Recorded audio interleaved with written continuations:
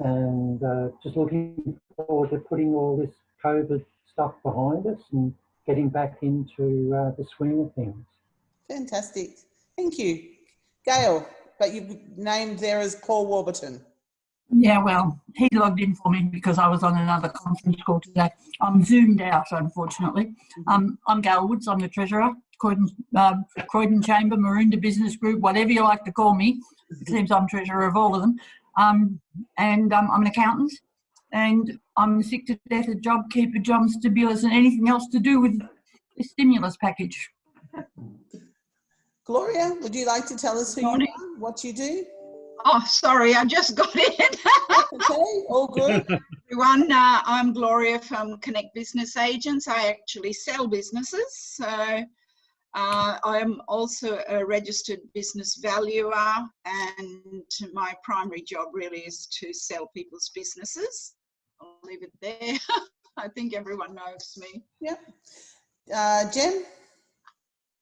Jenny Newman, Century 21, current, who am I, Secretary of Maroondah Business Group. Dave? You might have to unmute yourself, yep. David Hodges, State Member for Croydon and member of Maroondah Business Group.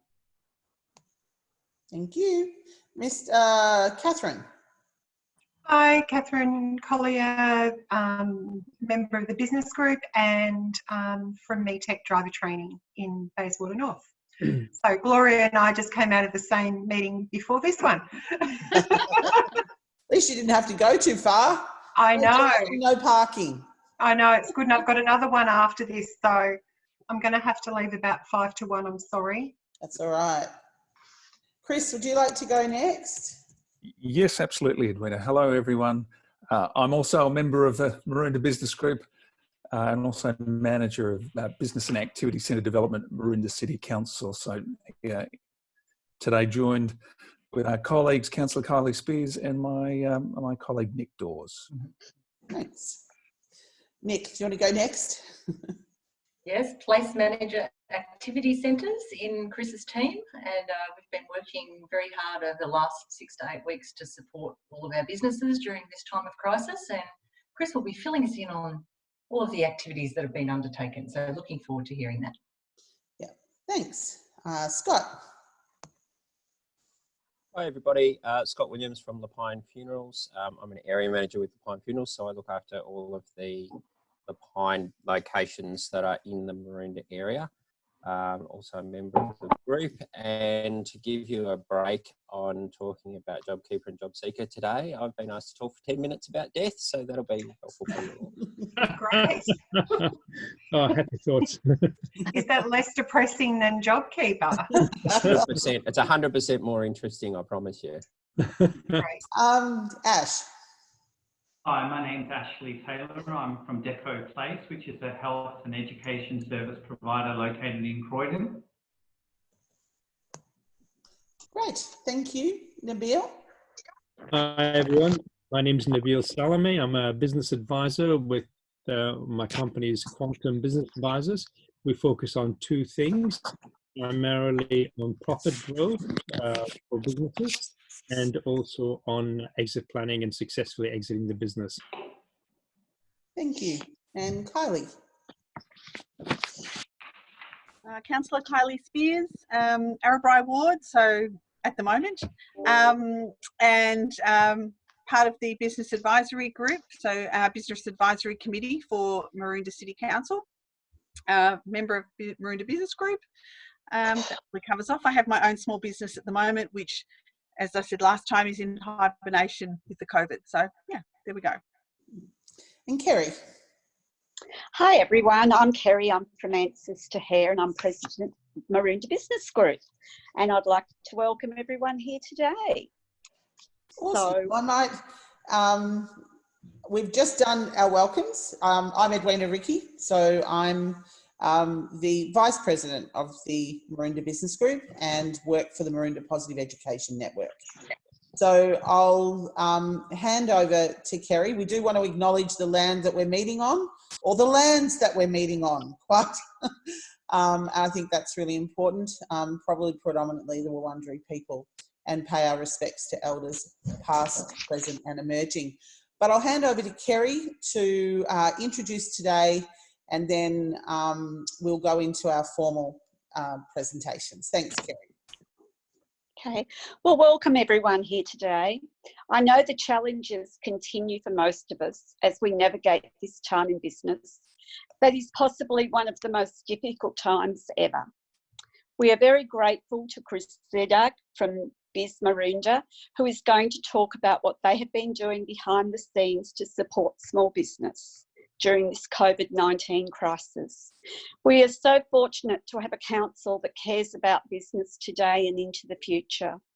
Their support is appreciated by all of us and gives us hope for the future as they walk beside us every step of our way to the new norm. We know that their desire is to see as many businesses in Maroondah restore to their former glory and improve where possible. I'd also like to thank Scott Williams from Lapine to give his perspective on the current situation and bring us hope where we might not expect to find it. Thanks also, Scott, for being flexible and agreeing to be part of today's meeting. Now I'm going to hand back over to Edwina. Thanks, Edwina. Okay. Chris, would you like to take us? Do you want to share your screen, or are you chatting? Oh, happy to chat. In fact, mine are a list of dot points, so the last thing I want to do is bludgeon you with those. Okay. But I'll certainly talk to the many initiatives that we've been implementing and seeking to implement. How long do I have, Edwina? Just so I'm not. Sorry, you're muted, Edwina. I did mute. I just wanted. I was going to ask everyone to mute, but I muted myself beforehand. But I thought if anyone does have questions, please feel free to use the chat facility. I'm sure you can see that, Chris. If you just click on chat, that's because probably the most efficient way for Chris to then be able to answer questions that you may have in relation to what he's speaking about, and then we can have a more formal question and answer session. But it may be that as part of Chris's presentation, he can just cast one eye on something that you might like to ask there in the chat. All right.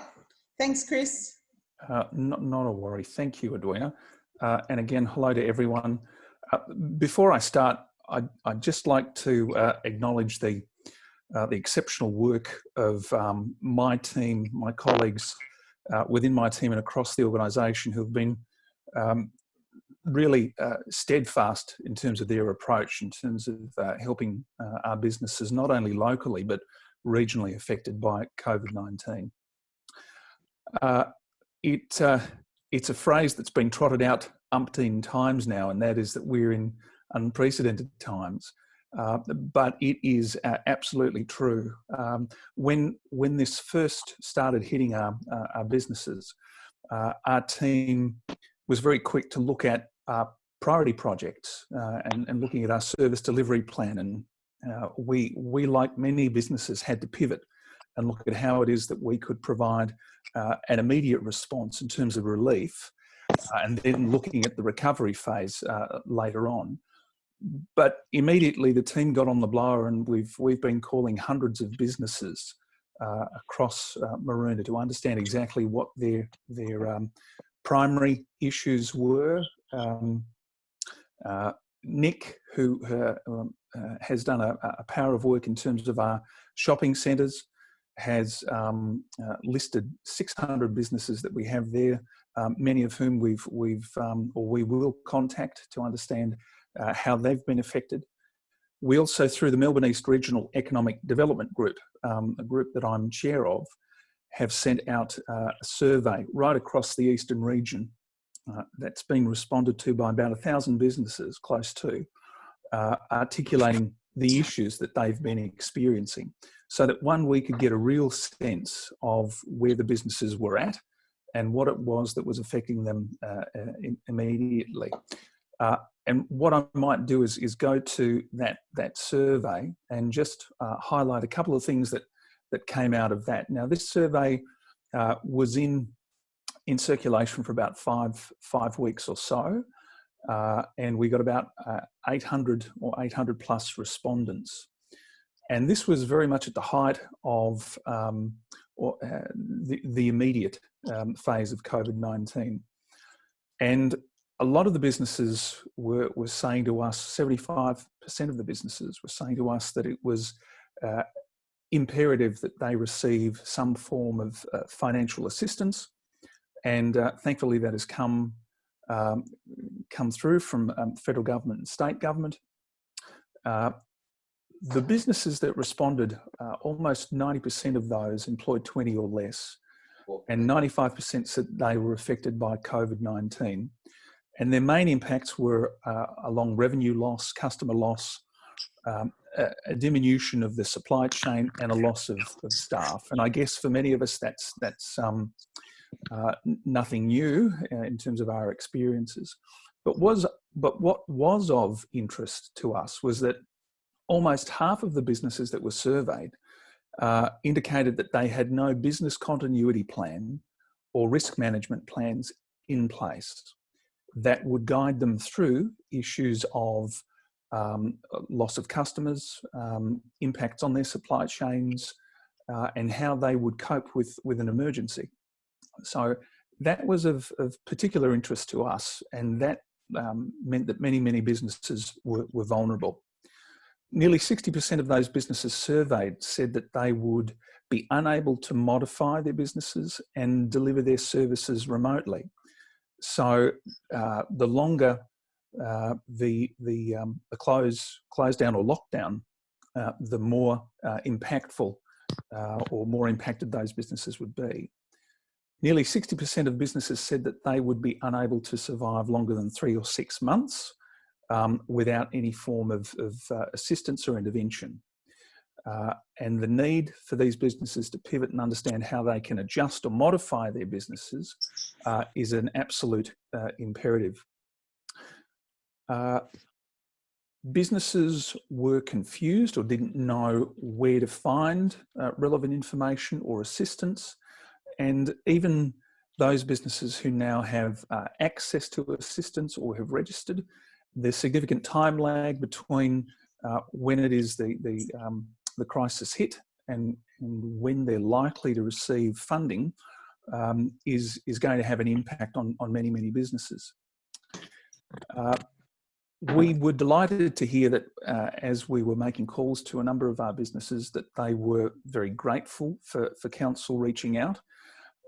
But we also found that there were a number, but beyond the business issues, there are a number of mental health and wellbeing issues such as stress, uncertainty. The impacts of laying people off were very hard, very difficult for a number of businesses. And of the calls that I took personally, it was very sobering and very hard to hear proprietors break down over the phone, particularly around letting 30, 50 or 80 people go in their business. So the impacts have been widespread and very hard for many businesses.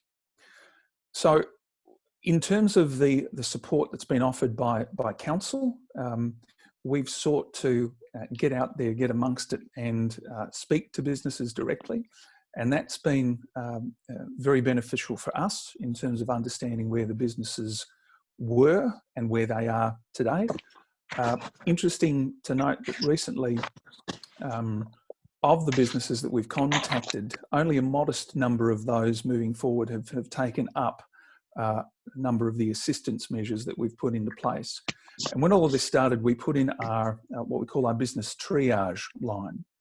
And that was a form of assistance that we offered our businesses both locally and across the region to access free expert business advice, a free 30-minute phone call where a team of business experts would provide immediate review and assistance and offer direction as to where businesses would need to go, the conversations that they would need to have either with their financial planner, tax accountants, even an understanding of how it is they should speak to their landlords, those people or suppliers whom they owed money and were unable to make those payments, and what sort of conversations that they needed to have. We're also providing free mental health assistance for those businesses affected and their employees. And we've now secured free business legal advice for businesses who need advice with regard to a raft of legal matters that might affect their businesses. We've undertaken the design and distribution of health and wellbeing tips for businesses. We've established a co-working digital engagement platform. Council was, with the COVID-19, forced to close down its highly successful BizHub co-working, shared co-working facilities. So re-engaging and supporting our co-workers has been a priority also. And we're looking at, in fact, we've already implemented the information share platform, which allows our co-workers to engage, collaborate with one another, and continue with that sense of community that's been established there. We've also engaged with the Department of Jobs, Precincts and Region with regard to information share and business assistance, particularly with regard to business experts, looking at the import-export issues that many businesses have been affected. We're also looking at the opportunities for further assistance with business in manufacturing and construction, which are very, very big sectors employing 48% of our community. With regard to the Bayswater Business Precinct, we're looking at expansion of the business-to-business platform that we've created that's looking to extend assistance for the businesses in that precinct from 4,800 to 34,000 businesses across the 3 local government associations of Yarra Ranges, Knox and Maroondah. We've looked at and we've engaged with our trader associations, such as Croydon Main Street Trader Associations, the Ringwood East Trader Association, and a raft of other smaller shopping centres that don't have the formulation of any association. So with regard to Croydon Main Street and Ringwood East, we've sought to suspend the special rate schemes that they have in place, and essentially that affords these associations the opportunity for council to collect funds on their behalf that they can utilise for promotion, etc., and beautification for the trader schemes. We're also looking at business promotion. We've undertaken a distribution of trading shop front stickers. Many of you might have seen that there's an active campaign on Facebook now that says we might not be here, but we're still trading. This is how you can connect with us. And that's been certainly a well-received, a very modest but well-received initiative.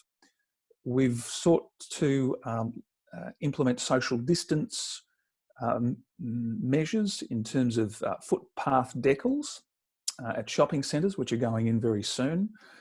In some of our centres with the CALD community, those people who don't have English as their primary language, we're looking at implementing distancing measures that are more diagrammatic rather than a whole host of, pardon me, text to indicate that people should be adhering to social distancing measures. We've sought to undertake some shopping centre improvement works, looking at footpath renewal, footpath cleaning, and Nick can certainly speak more to this with regard to speaking with trader groups in terms of a proactive approach in terms of appearance, parking measures, and ensuring that when the restrictions are lifted, that we can get businesses back in and operational as quickly as we possibly can. We've also sought to look at additional improvements in terms of bicycle parking, sustainability and health transport options, looking at expanding opportunities for on-street and outdoor dining once things start to come into play, a raft of digital communications, including websites, EDMs that go out to businesses, and they're the the emails that we send to businesses. Social media, as I said before, we've worked with Eastland in terms of a number of assistance measures, and at the height of COVID-19, when toilet paper was as rare as hen's teeth, we worked with Eastland to distribute some 2,000 toilet rolls to members of the community who were disenfranchised and needed assistance. So that was a lovely measure. We've worked with another local business in terms of distribution of assistance hampers to members of the community. So it's lovely to see that our businesses are giving back to our local community. We are also banding with a number of other service areas across our organisation with regard to Maroondah's recovery and emergency management relief plan, which looks at the economic sphere, the economic areas. So a number of assistance measures that we've sought to put in place. And of course, we'll be drawing on our Maroondah Business Advisory Committee very shortly to provide us with further insights, given that members of that committee have tentacles within a number of different sectors across our community, bringing those back and informing us as to what other measures we might put in place. I'm just glancing at the chat, and I can see here a question. Catherine, thank you for that. She's asked, can you give me some more information on the free mental health program? That essentially stems from the business experts that we have on board at present. And what we do is, following a 30-minute chat that any one of these businesses might avail themselves of, they then have the capacity to direct them to a mental health expert. So it's only after that first initial chat that we make the recommendation that they have a chat with someone else. So that's the way that system works. And the guys that are providing this assistance also take a number of broad notes, nothing personal, of course, for us, but that guides us in terms of a refinement of a number of those activities and strategies that we have. So we're looking at both the business expertise, the legal expertise, and the mental health and mental well-being aspects. So that gives you I guess a very broad overview of a number of the initiatives that we've sought to implement, and with council's support. So I'm happy to take any questions that you might have.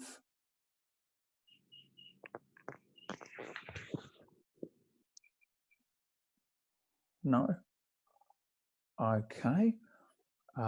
Catherine has also mentioned, I hope you won't mind, Catherine, that contacts of various organisations that can support people. Have you seen the details that I have posted? Headspace, yeah, Kids Helpline. Dave Hodgett said that he posted some links too on his website. Dave, did you want to maybe just highlight what you have available? Yeah, sure. Look, we're acutely aware of, I guess, the hidden side in many ways of some of the people that are struggling through isolation and these times. There's been a bit of an emphasis on it from both government and media in the past few days. So as a result, we've put up a few tiles across my social media platforms. But I was just letting Catherine know if she wants any of those details of Headspace, Kids Helpline, Sane Australia Beyond Blue, those sorts of ones. I've got them, but they're also posted up there because there's plenty of people reaching out for support and assistance. Chris, Nabil here. Can you hear me? Sam? No, Nabil. Yeah, Chris, Nabil here. Sorry, Nabil. Yeah, you mentioned very close to the start that the uptake is being quite low. And I'm interested in that because, I mean, I work with businesses daily and they are hurting, the majority of them are hurting. So what do you think is the missing link in terms of actually getting an uptake, or what can we do more for them? Nabil, that's an excellent question. Thank you. You know, it still amazes me that after 10 years in the job, there are so many businesses within Maroondah that are still unaware of the service that council provides in terms of business assistance. Yeah. That's despite you know, the level of penetration that we're now getting through social media and other avenues, which is one point to this. The other thing, and the conversations that we've had with businesses, was the initial impact that they were confronted with, and that was the financial one. A lot of the businesses don't have enough to sustain themselves beyond a month. Yes. In terms of their operational capacity, and when we you know, public sentiment factors a great deal into all of this, and in the same way as people were panicking, you know, bulk buying at supermarkets, we saw the same thing happen with businesses. It was, you know, this is going to go on for months and months. I have no means of supporting myself, my family, and things become very, very dire. Once the announcements were made in terms of financial assistance, we saw a distinct decline in terms of that immediate panic and hysteria. So that did a lot to quell some of the immediate issues. But now it's a case of how do I access it? How quickly will I get it? These are the sort of questions that are now a preoccupation. And because we've gone over that hump, a lot of the businesses were then, I guess, hitting a false sense of complacency. Oh, it'll be all right. But given the time frame in terms of accessing the assistance, now they're going, well, hang on, this is not quick enough. I need it now. Conversations that we've had with smaller operators is, well, a lot of my casual staff that I only pay $300 or $400 or $500 a week are now, I'm under the JobKeeper, I'm now required to pay $1,500. And where do I find all of that dough to keep them before I can get it back as part of the government assistance? So whilst it's in many respects a wonderful outcome for businesses and employees, it's you know, I've got businesses that are saying to me, how can I meet my financial obligations? So it's and I think we're always very quick to point the finger at federal and state government, but you know, there's been a lot of policy, there's been a lot of stuff on the run. And I think people need to be patient with that. So I think as that financial assistance comes through to business, we're going to see a breath being taken. And then I think for us and for my team in particular, it'll be more a case of, okay, what do we do now in terms of that recovery period? If I can illustrate, our co-working members, you know, individuals, sole operators, many of them have paid quite a few $1,000s in terms of membership fees. And very few of them have come back to us saying that they would like a return of those membership fees, because they can see that there's a light at the end of the tunnel, if you will. Yeah. So it's going to be really interesting. And one of my fears, particularly for small business, was that if it took too long for them to achieve some level of financial assistance, that they would say, it's all too difficult, I'm going to throw the business into liquidation and off I go. And that's where we would see some significant impacts in terms of our local shopping strip centres and business and employment across the whole of the region. I'm sorry, that was a very long-winded description, Nabil, but I hope that provided you with some insight. No, it's very relevant because, in a sense, because I work with business owners daily, the money's not been forthcoming fast enough. You mentioned that, and that's that need to pay for JobKeeper upfront, and even with like banks saying we can give you a 30-day temporary stopgap bridging loan or amount of money that you can do something with. That's taking a lot of time to actually do, and the headspace and also the amount of effort it needs to go through that is deflecting them off trying to keep things happening. And a number of them actually just have thrown that aside and said, okay, I need to focus on the pivoting. And yeah, I know that there's money coming, but I really need to make sure that the survival is going to be first and foremost. Mm. You mentioned a really important phrase, and it's becoming ubiquitous, and that is pivot. Yeah, I hate it. Yeah, but it's true. Businesses now are having to look at what they do and deliver it differently, if only in the short to medium term. And the same applies. You know, we're embedded in terms of our engagement with businesses in the manufacturing sector, particularly in Bayswater Business Precinct, and the reliance upon manufactured items from overseas and China, of course, have given many cause to pause and reconsider what their supply chains will look like now and into the future, should something like this occur again. So a lot of people are now starting to have conversations around, okay, so where can we source things locally, regionally, statewide, interstate, that doesn't leave us open to that depth of impact. And the other thing that we've seen, you know, going from Bayswater Business Precinct that's had 5,000 businesses in it to the small thing. I mean, you've got couples that have retired, that have accessed their super, and they've bought into a cafe thinking it would be a wonderful endeavour. And those poor people now are subject to tremendous hurt. Yeah. So, you know, you've got that and everything in between. Thank you.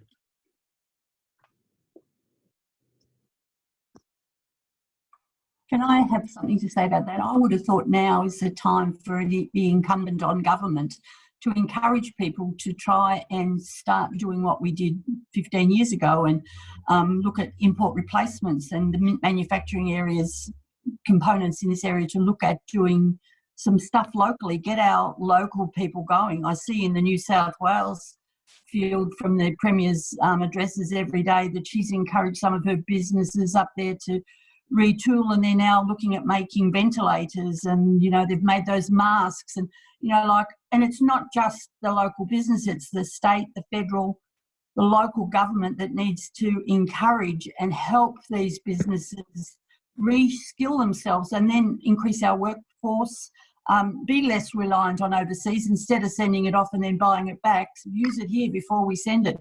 But the other thing is Australians have to be prepared to pay the price for local stuff, and that's half the problem, because we don't want to pay what's a reasonable price for a product that's made here, and then any business has to make a profit if they're going to keep employing. So they look to minimise their costs, and that means overseas. So we need, as a community, a whole new focus on what we're prepared to pay for a locally produced product that gives our kids a job.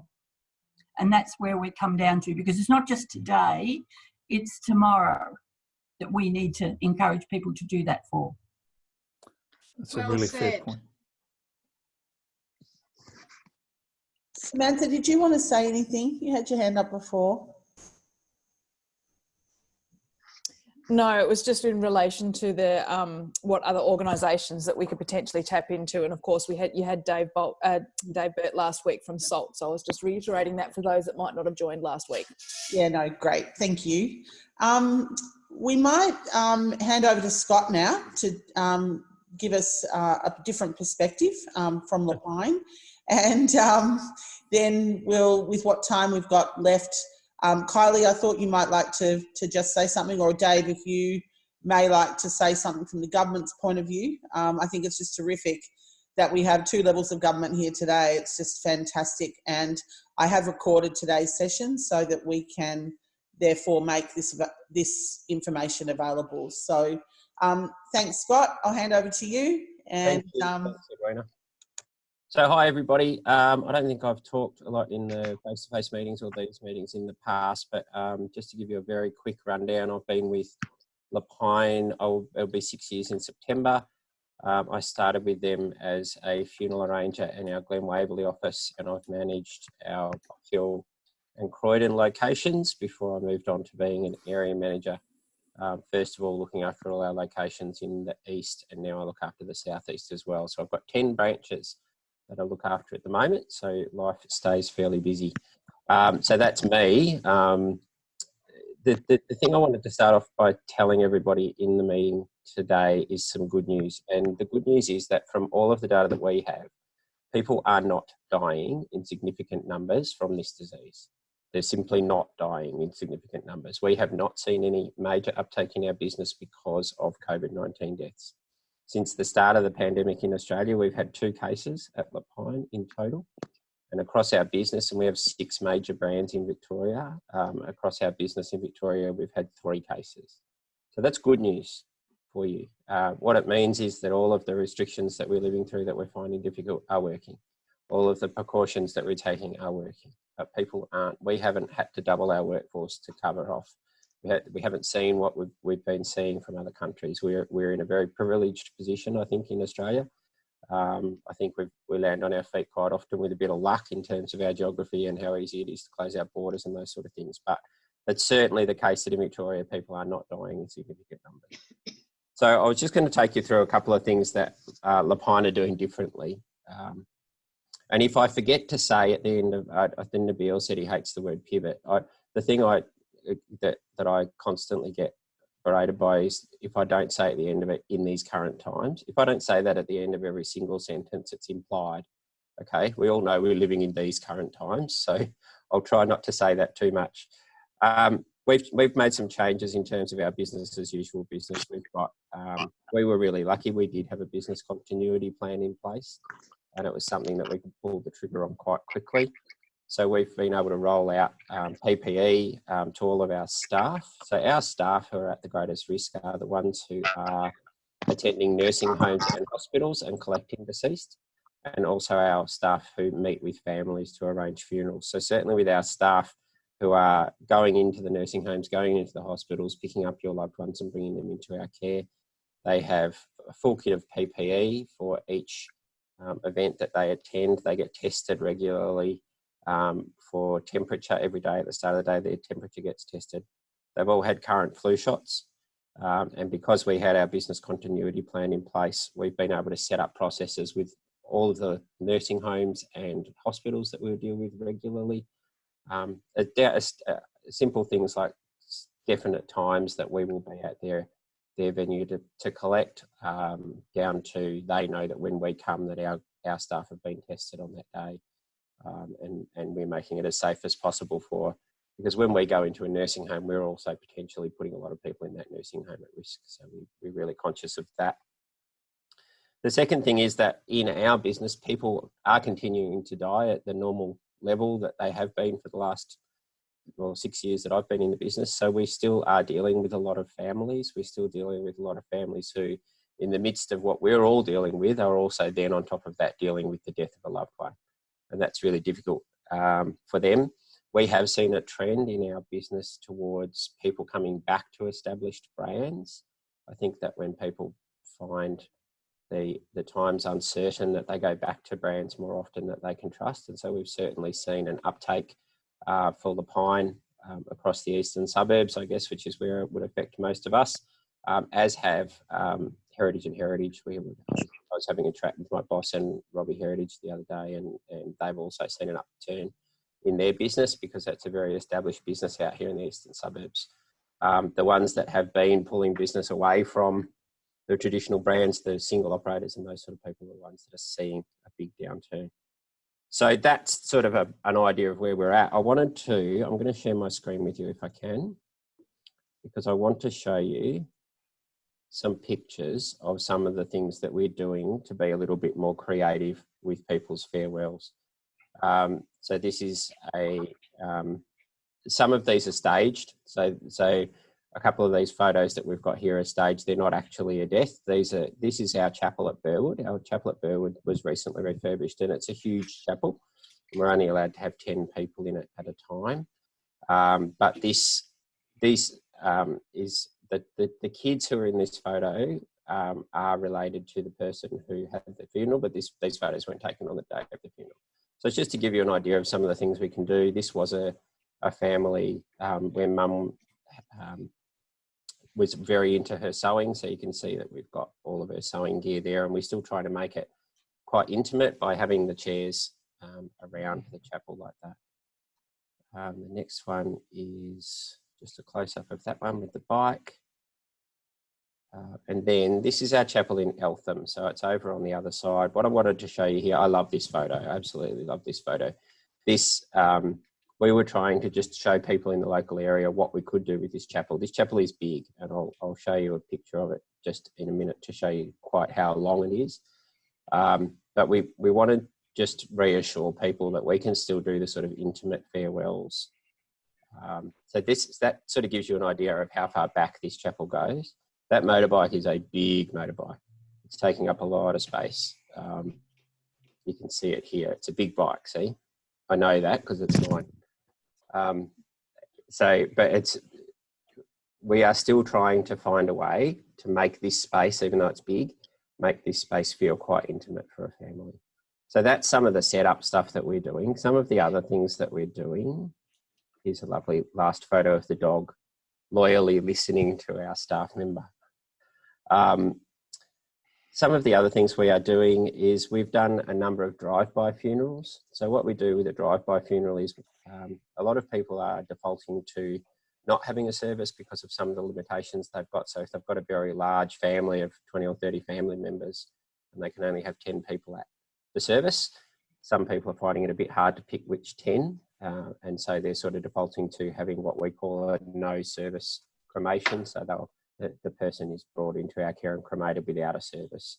But what we're doing to help families is what we call a drive-by funeral. So we'll take the hearse on the way to the crematorium, and we'll stop at 2 or 3 family homes on the way and allow the members of the family that are living in those homes a few minutes to say their farewell to their loved one in the coffin. We've done a number of those where we've driven past one of the ones that I was involved in. We drove past 4 of the family members' homes, the 4 kids of the person that had died, so that their family unit, them and the grandchildren of the people that had died all got a chance to see the coffin and all got a chance to touch it and say goodbye. And as we stopped at each house, they were able to lay some flowers on the coffin. It was a lovely sort of creative way to do it. Something else that we did last week at our Croydon Chapel is that we ran the same service 3 times in 3 hours. So we had the celebrant there, and we had a service at 9 o'clock for 10 people, 10 o'clock for another 10 people, and 11 o'clock for another 10 people. And in that way, the family were able to have 30 people come to the service, and we ran it 3 times for them. We're obviously we're doing a lot of stuff with web streaming and those sort of things as well. But those are some of the sort of creative things that we're trying to come up to still meet families' needs. The last thing I wanted to just talk about was the other thing which we have been a little bit surprised by, but we have actually seen an upturn in inquiries about prepaid funerals. I don't know whether I don't know what it is in the community that's turning people's minds to thinking about prepaid funerals at the moment, but we definitely still have our prepaid funeral consultants going out and talking to people. They've got appointments every day with people in both of my areas, in the east and the southeast. I guess as tax time is coming up, people are starting to think about that, and life continues. What I've found really heartening, I guess, is that the resilience that I see in the community, and we're out working in the community quite a lot, that, okay, this is normal now, so we're going to have to live with this for a while, so let's get on with business. And maybe that's what it is that's making people turn to thinking about prepaid funerals. But we're certainly getting, the nice thing about those is you can plan them. There's no limits on those, because hopefully you're not going to use them for 10 or 15 or 20 years. We're not going to have these sort of restrictions in that time. And I guess, look, the last thing I want to say is my fingers are pretty firmly crossed that when Scott Morrison and the team meet on Friday, that they're going to loosen up the restrictions around funerals a little bit for us. I think it would be excellent if we could go back to as a minimum the 4 square metre rule. But that makes the difference for our community in say the Croydon Chapel, for example. Instead of having 10 people, you'd be able to have 35. At our Lilydale Chapel, you'd be able to have 30, and even at the chapel at the Lilydale Memorial Park, you'd be able to have 42 people there because they've got 2 separate wings on their main foyer. So that would be a really fantastic thing to be able to give people the opportunity to do a bit more full-on. Farewell's a bit closer to what they want. And we are also running a Mother's Day service this Sunday. So Lilydale Lapine has a tradition of running a Mother's Day service at the Memorial Park every year, and it's attended by between 100 and 200 people regularly. That's been going on for about 22 years. This year we're doing that online, and we've sent an invitation out to all our client families, and we've got quite a number of people ready to do something similar to this, but to log in and to watch the Mother's Day service. They've still sent us a photo of their mum, and as part of that service we'll have a photo tribute of all the mums who we're remembering, and we'll read out their names. So we're continuing that tradition as well. So that's a little look into the funeral world. I hope, look, for me, it's a positive. For me, we're still able to meet client families, and we're still able to help them find good ways to have creative farewells. And my team are, finding a way is my team's superpower, I think. I call them the last responders, but they're certainly still there, and they're meeting people in their grief, walking with them and bringing them out the other side in as few pieces as possible. So that's me. Would anybody like to ask some questions, or does anybody have comments? I'm happy for you to just jump in on your microphone or send a chat question if you'd like to. Samantha.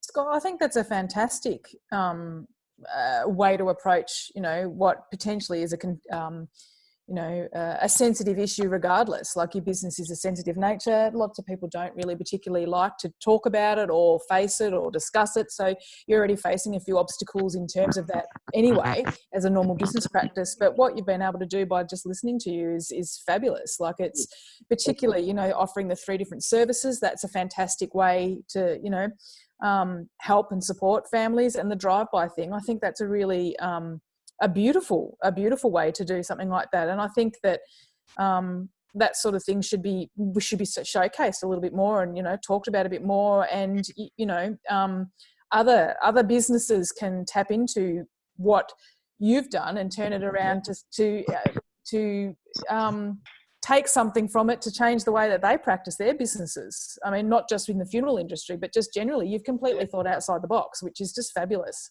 Thank you. Yeah, thank you. I like to think that in normal times we can try and do that too, but we really, and to be honest, all of the fantastic suggestions we've had have come from our frontline staff. Yeah, it's amazing. Can we do this? Can we try this? What about if we do this?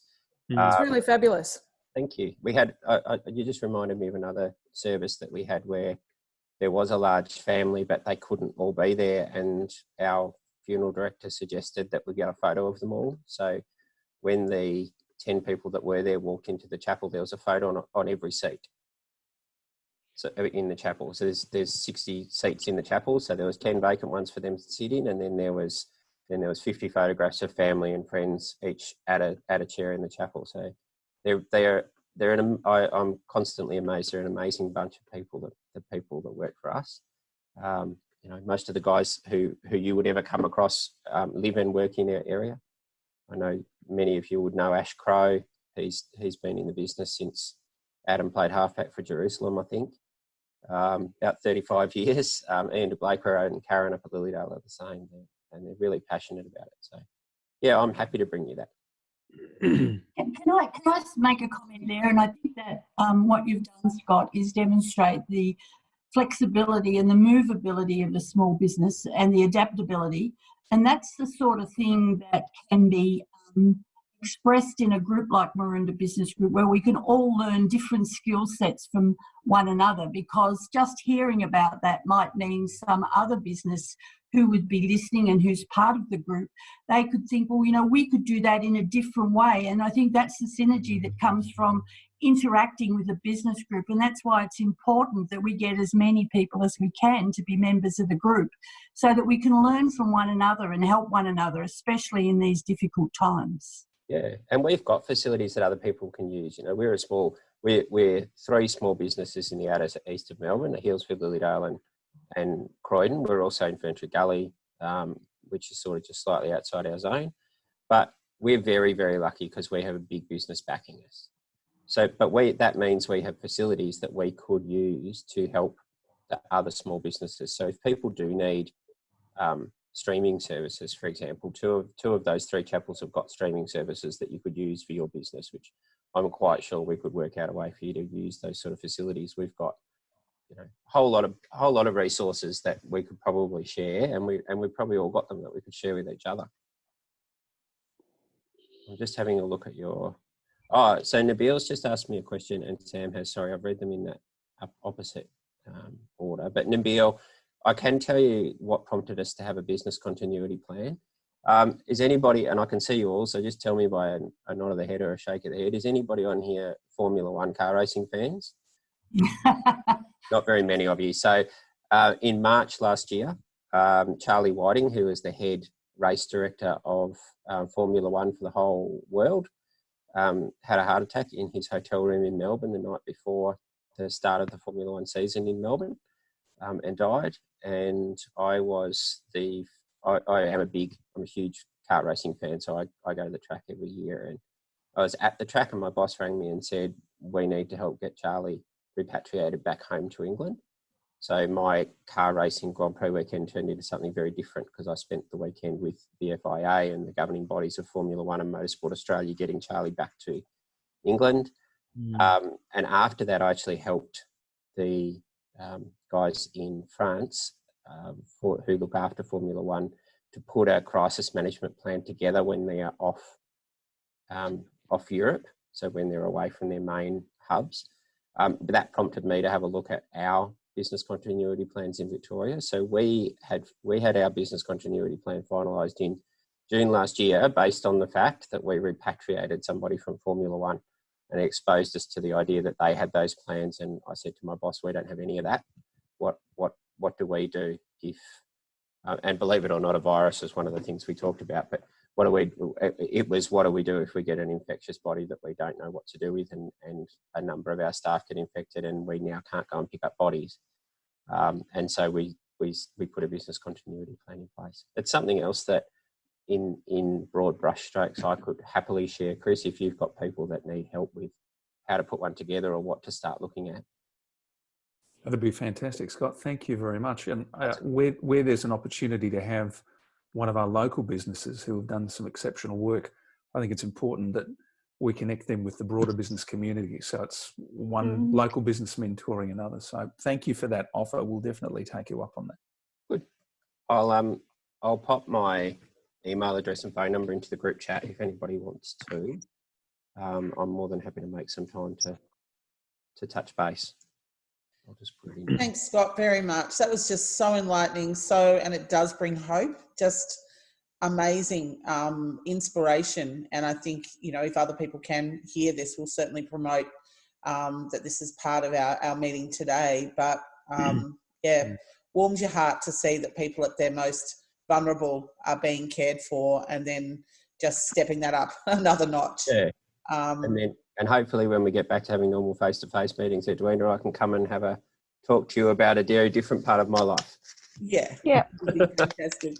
Dave, Kylie, and welcome, Rob. Good to see you in the bottle shop there, Rob.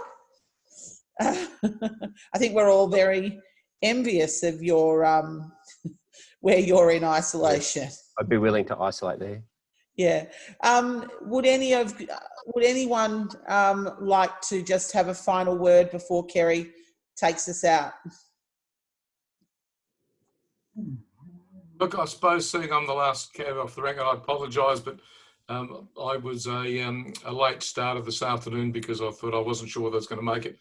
Then when I went to Eventbrite, it said you were booked out. So it took, and Gail, thank you for giving me the link. But by the time I got it and sat down, I've missed 3/4 of it. So I apologise for that. I just quickly wanted to say, just in my little business, which is not a bottle shop behind me, but Obviously, I do licensed premises, and I suppose the thing was being adaptable. And Scott just made the point about being adaptable. So you've got to be adaptable. And I've managed to survive this little speed hump along the way in my own little business by making sure that the training component of it adapted very quickly to become online. I could see the writing on the wall very quickly, and I wrote to the VCGLR, which is the government regulator for liquor licensing, and pleaded with them for me to be able to do RSA training online, which historically has never been permitted in Victoria. And to their credit, they signed off on it. And of course, I might have been the first cab off the rank, but in the last 2 weeks, I think everybody else has sort of caught up. But of course, too late, she cried. I've already managed to grab the main piece of the pie, so I've been lucky. But it makes the point that Scott was making to be adaptable. And so I'd say to everybody, make sure you're adaptable.